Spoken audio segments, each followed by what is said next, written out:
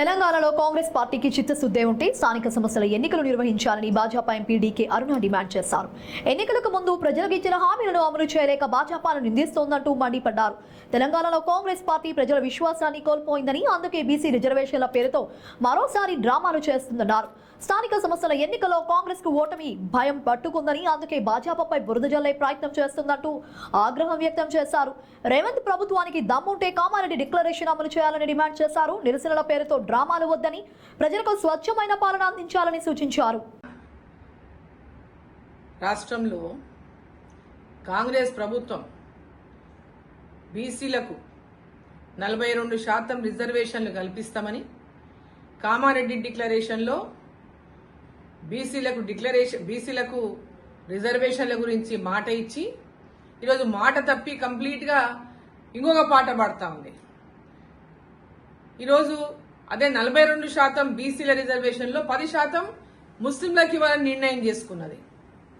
ఈరోజు గ్రామ పంచాయతీలకు ఎన్నికలు లేక ఈ పార్టీ అధికారంలోకి వచ్చిన నాటి నుంచి ఇప్పటికి కూడా ఎన్నికలు జరపలేనటువంటి పరిస్థితిలో ఇవాళ ఉన్నది. గ్రామ పంచాయతీలకు నిధులు రాక గ్రామ పంచాయతీల అభివృద్ధి పనులు నిలిచిపోయేటటువంటి పరిస్థితిలో తెలంగాణలో ఏర్పడింది.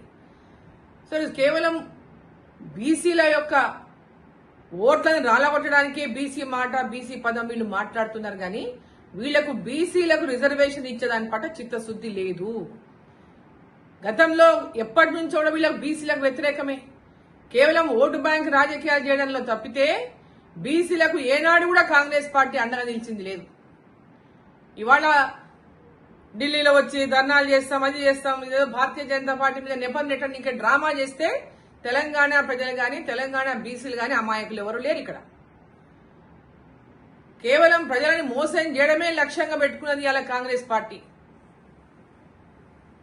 అవగాహన రాహిత్యం ఒక పక్క, కేవలం ఇవాళ తెలంగాణ రాష్ట్రంలో 6 హామీలని అధికారంలోకి వచ్చి ఆ 6 హామీలని నెరవేర్చకుండా ప్రజలను మోసం చేసి మళ్ళీ ఇప్పుడు బీసీ రిజర్వేషన్లని మళ్ళోసారి మోసం చేయడానికి ప్రయత్నిస్తా ఉంది.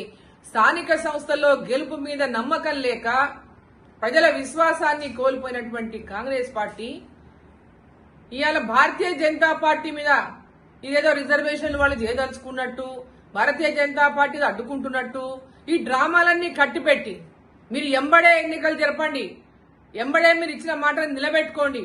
అంతేగాని భారతీయ జనతా పార్టీ మీద నెపం నెట్టడం గాని తప్పించుకునేటువంటి ప్రయత్నం చేస్తే తెలంగాణ బీసీలంతా కూడా మీరు చేసినటువంటి ఈ యొక్క ద్రోహం ఏదైతే ఉందో, ఏదైతే మోసం ఏదైతే ఉందో ప్రతి ఒక్క బీసీ కూడా గమనిస్తామని తెలియజేస్తాను.